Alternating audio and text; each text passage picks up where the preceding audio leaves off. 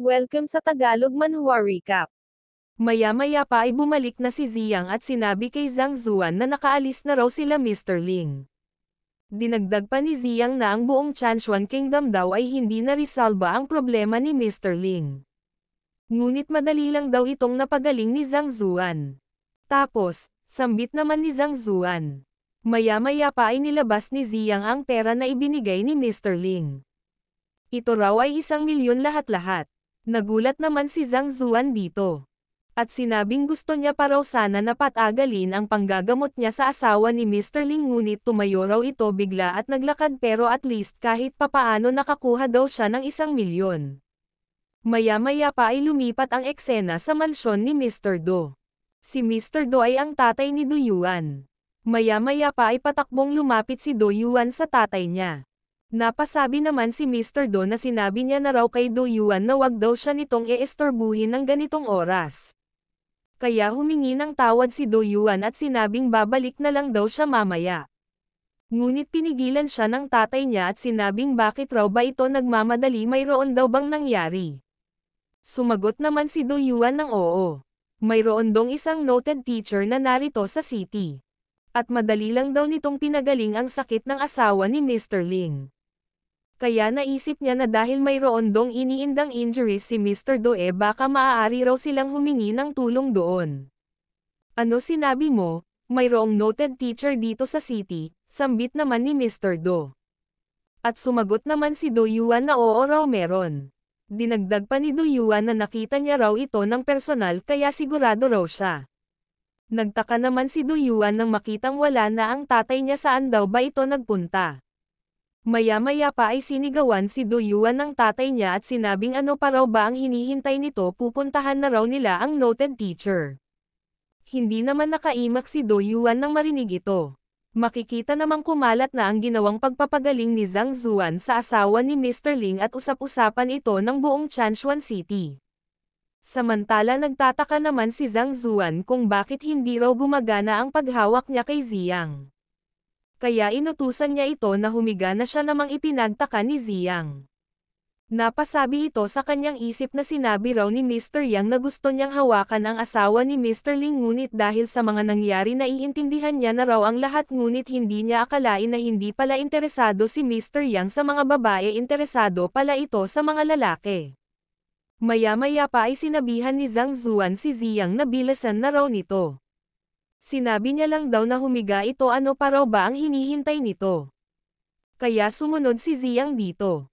Maya-maya pa ay hinawakan ni Zhang Zuan ang katawan ni Ziyang at napasabing hindi raw talaga gumagana. Ano ang hindi gumagana? Tanong naman ni Ziyang. At napasabi sa kanyang isip na minumolestya raw siya ni Zhang Zuan. Ano raw ba ang mangyayari, bakit ang tagal daw nitong matapos? Maya-maya pa ay may napagtanto si Zhang Zuan at sinabihan si Ziyang na na-knockout niya raw ito, tapos susubukan niya uli. Na siya namang ipinagtaka ni Ziyang. At napatanong kung ano raw ba ang kailangan ni Zhang Zuan, bakit kailangan daw ba siyang i-knockout nito. Ngunit bigla itong sinampal ni Zhang Zuan at nawalan ng malay. Ganun pala, sambit naman ni Zhang Zuan. Ang mga tao raw na walang malay ay parang mga objects, kaya lumalabas raw ang mga libro kapag hinawakan niya ito. Kaya sa susunod daw na may dumating kagaya ng sa asawa ni Mr. Ling, maaari niya lang daw itong hawakan ng mahinahon. Maya-maya pa ay sinabi ng guard na nandito raw si Elder Do. Nagtaka naman si Zhang Zuan nang marinig ito at inutusan ang guard na papasukin ito. At ginising niya sa sampal si Ziyang. Napasabi naman si Mr. Do sa kanyang isip na labis daw na napinsala ang kanyang cultivation base nang dahil sa kanyang sakit. Kaya nang marinig niya raw na mayroong noted teacher dito sa Chanshuan, hindi raw siya makapaghintay na puntahan agad ito. Ngunit nang siya raw ay papunta na rito, naramdaman niya raw na tila may mali. Bakit daw walang nakakaalam na mayroong noted teacher dito? At bakit raw ito nakatira sa isang napakaliit na bahay?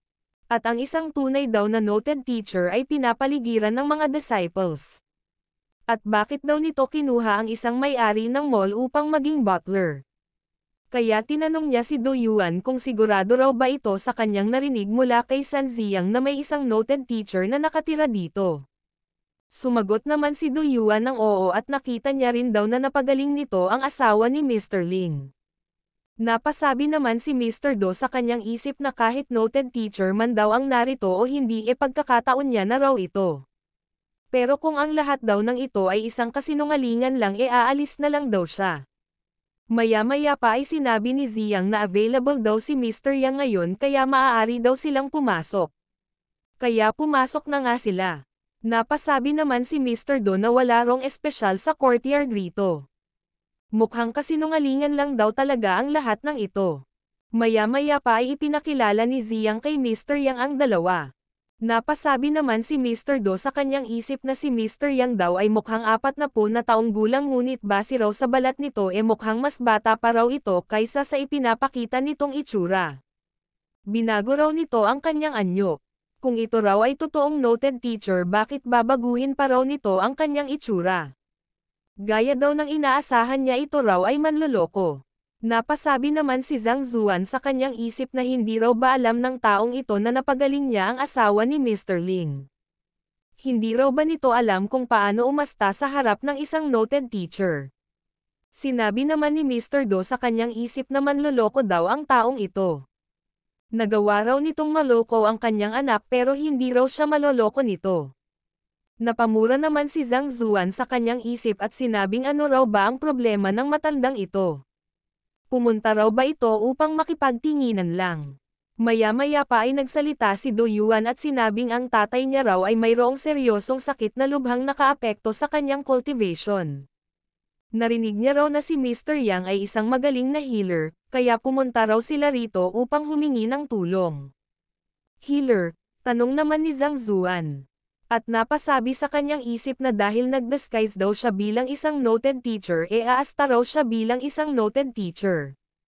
Ngunit ang tatay daw ni Do Yuan ay suspicious sa kanya kaya kapag siya raw ay nag-take ng initiative na gamutin ito baka ma-expose daw siya. Makikita namang natarante si Do Yuan. Maya-maya pa ay sinabi ni Mr. Do na hindi raw naipaliwanag ng maayos ng kanyang anak ang lahat kaya patawarin niya raw ito. Mayroon lang daw siyang mga problema sa kanyang cultivation. Kaya nung marinig niya raw ang pagdating ni Mr. Yang dito hindi raw siya makapaghintay na matuto rito. Kaya sana mabigyan daw siya nito ng magandang advice. Problema sa cultivation, sambit naman ni Zhang Zuan at napasabi sa kanyang isip na wala naman daw mali sa kanyang disguise kaya ano raw ba ang pinagdududa ng matandang ito. Napasabi naman si Mr. Do sa kanyang isip na madali lang daw para kay Zhang Zuan na lokohin ang kanyang anak dahil wala pa itong experience sa outside world. Ngunit napakawalang muwang daw ni Zhang Zuan kung iisipin nito na maloloko siya nito. Napao naman si Zhang Zuan at sinabing ano raw ba ang gustong matutunan ni Mr. Do. At napasabi sa kanyang isip na sa tulong daw ng Library of the Heavenly Path kahit pa raw ang isang tunay na noted teacher ay hindi may kukumpara sa kanya. Kaya paaaminin niya raw ang matandang ito sa kanyang pagkakamali. Dahil sa pagduda nito sa kanya. Sinabi naman ni Mr. Do na may natutunan daw siyang bagong set ng martial arts skills ngunit ang iba raw dito ay napakahirap na intindihin. Sana raw matulungan siya ni Mr. Yang na may tama ito. At napasabi ito sa kanyang isip na ngayon daw na nagpapanggap na noted teacher ang taong ito titingnan niya raw kung matatanggalan niya ito ng maskara. At ipinakita niya kay Zhang Zuan ang teknik na sinasabi niya. At ginamit naman ni Zhang Zuan ang Library of the Heavenly Path. Maya-maya pa ay sinabi ni Zhang Zuan na nakuha niya na raw. Ang posture daw ni Mr. Do ay hindi masama. Siguro pinractice daw ng husto ni Mr. Do ang teknik na ito hanggang sa marating nito ang pangatlong stage. Nagtaka naman si Mr. Do nang marinig ito. Dinagdag pa ni Zhang Zuan na ngunit hindi raw kayang makontrol ni Mr. Do ang kapangyarihan sa loob niya. Kung hindi raw siya nagkakamali ito raw ay isang beast. Napasigaw naman sa gulat ang dalawa nang marinig ito. Sinabi naman ni Do Yuan na kahit pa raw na-offend ng tatay niya si Mr. Yang hindi niya raw dapat abusuhin ito ng ganito. Abusuhin? Tanungin mo ang tatay mo kung inabuso ko ba siya, sambit naman ni Zhang Zuan. Napatingin naman si Do Yuan sa tatay niya. Maya-maya pa ay biglang napaluhod si Mr. Do at nagmakaawang tulungan ni Zhang Zuan. Napasabi naman si Ziyang sa kanyang isip na nababaliw na raw ba si Mr. Do. Hindi raw nito nirespeto ang master niya nang dumating ito. Ngunit ngayon lumuhad daw ito nang tinawag siyang beast ng master niya. Maya-maya pa ay sinabi ni Zhang Zuan kay Ziyang na ihatid na raw nito palabas ang kanilang mga bisita. At sinunod naman ito ni Ziyang. Sinabi naman ni Mr. Do na naging stupid daw siya. Bigyan daw sana siya ni Mr. Yang ng pangalawang pagkakataon. Sino ba ako sa tingin mo na maaari mong pagdudahan at paniwalaan kung kailan mo gusto, sambit naman ni Zhang Zuan sa kanyang isip. Ano, hindi nyo ba ako narinig, sambit naman ni Zhang Zuan. Kaya tinawag ni Ziyang ang guard upang ilabas ang dalawa. At makikitang ang kinaladkad na palabas ng mga guard si Mr. Do. Sumigaw naman si Mr. Do na nagkamali daw siya.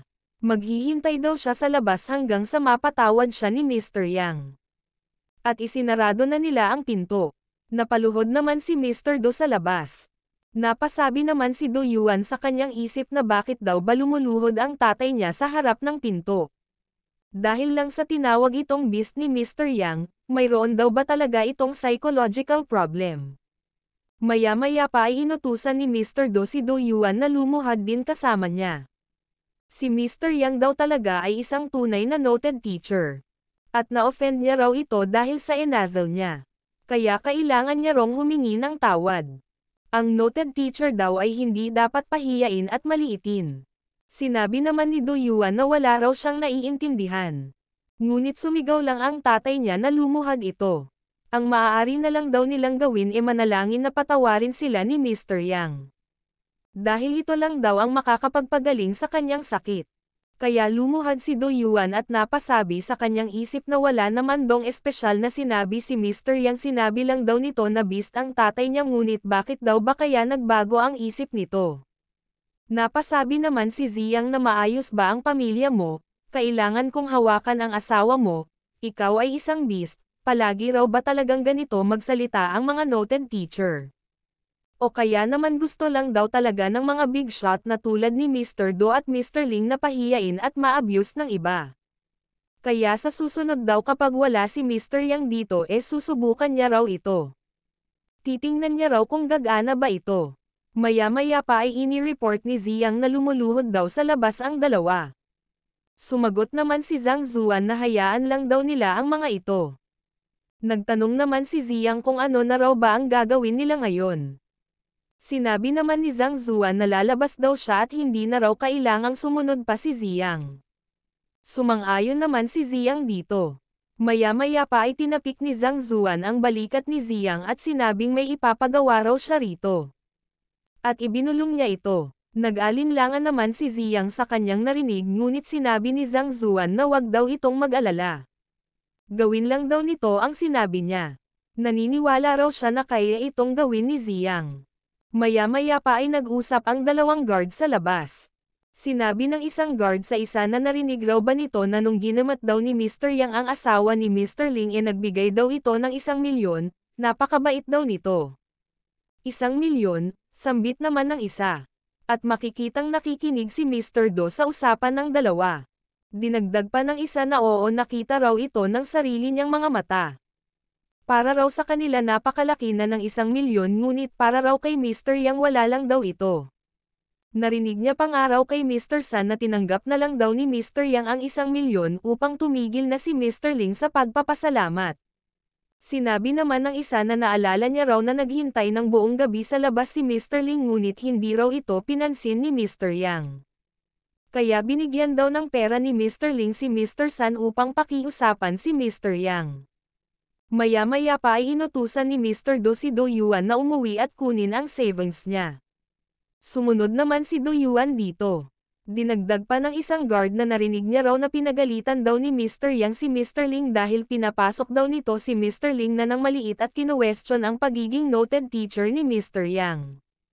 Tapos nang tinulungan na raw ito ni Mr. Yang nagbigay lang daw ng 1,000,000 si Mr. Ling, kaya napasabi raw si Mr. Yang na hindi na iyon mauulit. Dahil sa katunayan, napakaliit daw ng 1,000,000 para sa mga taong tulad ni Mr. Yang. Lalo na raw at may kasalanan daw sa kanya si Mr. Ling. Sinabi naman ng isa na narinig niya rin daw ang tungkol dito ngunit ang akala niya raw ito ay sabi-sabi lang. Maya-maya pa ay pinigilan ni Mr. Do si Do Yuan at sinabing ibenta rin daw nito ang mga mamahaling pills na nabili niya kamakailan lang. Pati na rin daw ang collection niya ng mga balat ng mga wild animals. Ibenta raw ito ni Do Yuan lahat at dalhin niya raw dito ang pera. Nagulat naman si Do Yuan nang marinig ito. Dinagdag pa ng guard na totoo daw ang lahat ng iyon dahil tinanong niya raw si Mr. San ng personal. Sinabi pang araw nito na ni hindi man lang daw tiningnan ni Mr. Yang ang pera na ibinigay ni Mr. Ling. Dahil ang rason lang daw kung bakit niya ito tinulungan ay, pinatigil naman ni Mr. Do si Do Yuan habang nakikinig sa pag-uusap ng dalawa. At dinugtong ng guard na ang rason daw kung bakit tinulungan ni Mr. Yang si Mr. Ling ay dahil malapit na rong mamatay ang asawa nito.